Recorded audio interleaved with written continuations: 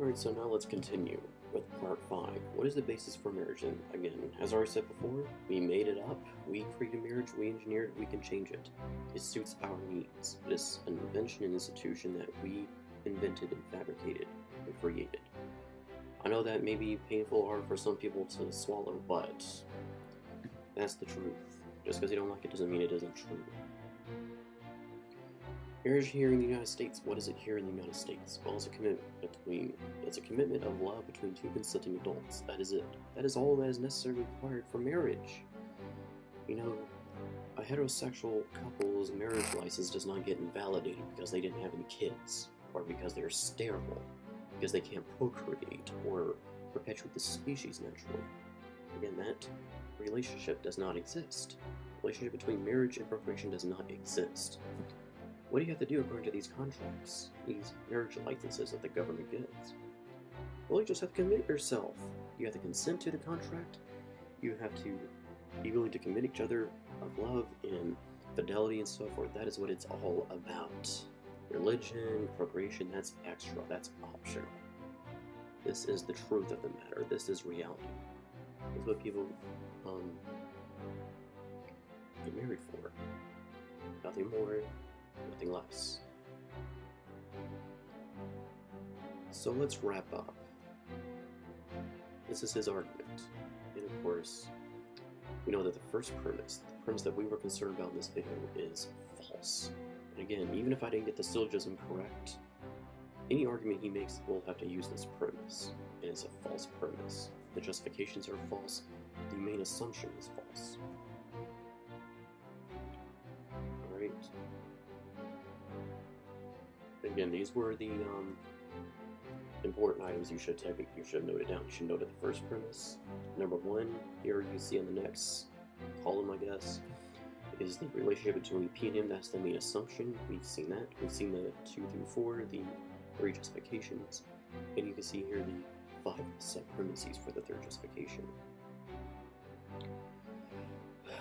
Alright, we know that the main assumption, number 1, for the first premise is a false premise. This is a false assumption. There is no relationship between P and marriage.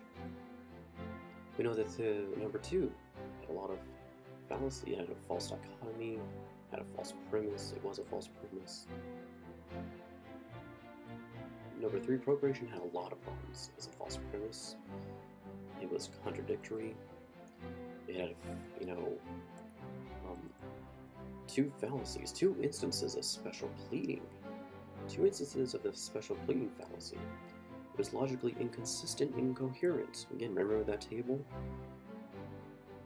And of course, I suspect, but I don't know for sure, or I don't want to get ahead of myself and jump the gun, but it does appear to me that there's some ad hoc reasoning going on here. Because again, there's the gays, as I pointed out in that table, are being singled out for not being allowed to get married for no good reason at all. And of course, the 3rd justification also had its share of problems. Again, the sub-premise B, procreation, that inherits all of the problems from the procreation justification. It inherits them all. And there's quite a lot of them. Alright, government, that was a false premise. Raising, that was based on a false premise, and there's no evidence to support it. And of course, D and E is also a false premise and a superficial fallacy. So again, the last justification, government, is a false premise. Alright, so what do we know? We know that it's all incorrect. The first premise is false, the main assumption is false, and the 3 justifications are all false. They all just fall apart when put up against scrutiny. They do not stand up to scrutiny at all. They lack evidence, there's evidence to the contrary, and they're full of fallacies. And so the first premise, the main premise, just fails. It falls apart. And therefore, the entire argument falls apart, or any argument that would use it. And so what do we know? Marriage is a man-made construct. It is man-made, it is artificial. We created it. We made it up. And again, if we made it, we can change it. There's no reason why gays cannot get married. There's no reason why we can't change it to make gays get married. So we know that BeatMasterPhil's argument just isn't sound. It is an unsound argument. The main premise is false. It's based on false assumptions, false justifications. There's many fallacies in there. It just isn't sound. There's so many problems. It's not even funny. We know marriage is man-made. It is artificial. We created it and we made it up. We know that there is no legitimate reason to ban same-sex marriage and prevent gays from being married. And we know that laws against same-sex marriage do discriminate. They violate basic freedoms. What are these freedoms? Well, the freedom of religion, for one. It's no secret that these laws are religiously based. No secret at all. You know, here in this country, we have a right to life, liberty, and the pursuit of happiness, as long as we do not harm anyone else. Well, first, preventing gay people from getting married, aren't we limiting their pursuit of happiness and their liberty for no good reason? Aren't we screwing up their one and only life for selfish religious reasons? That's indeed what we are doing. We're violating basic human freedoms.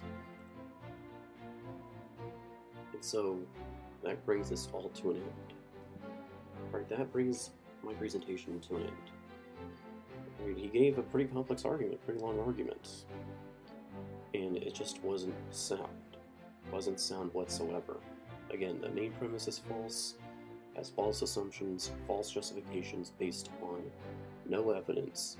There's evidence to the contrary of these assumptions, and there's plenty of fallacies. And even if this argument was sound, as I mentioned earlier, you know, it doesn't prove, even if, you know, the loose conditional I gave, the one where, you know, if, you know, the first premise, therefore, I mean, if the relationship has the variable P, then the relationship is marriage, even if that argument was sound, it wouldn't prove that gays can't get married, because it only proved that procreation is just one criteria for marriage. It wouldn't prove that it's the only one. Now, if you were to say if and only if a relationship is procreative, therefore, that relationship is marriage. In other words, the only way you can get married is through procreation, or the variable P. Well, then that argument is insufficient, because I don't see any sufficient reason given by the premise, or any premises, or any of these three justifications that demonstrates that this is the only prerequisite, the only purpose. And as I've already demonstrated, it isn't. It isn't the only reason. It isn't the only prerequisite at all. There's lots of prerequisites, lots of different purposes, and ends to marriage. And so that wraps up my presentation on this debate. Now, even if I got the actual syllogism wrong, or maybe he was making some other argument, let's be thorough here. I at least got the main premise right, the main assumption of that premise correct. I at least got the three justifications correct. And so even if the form of the argument is different, the argument would still fail, because though the content itself isn't sound, it isn't good content. Or, you know, I did my best to create a valid argument for it, because it wasn't given to me in a syllogistic form. It was just given to me, you know, in content form. So it doesn't matter what syllogism you make from all this content and all these premises, all these justifications and assumptions, they still fail, regardless of the form of the argument. But again, I am confident that I got the argument correct. So now I'm going to go ahead and upload these videos, show it to him, and give him a chance to respond. And you guys can, again, look at it as well.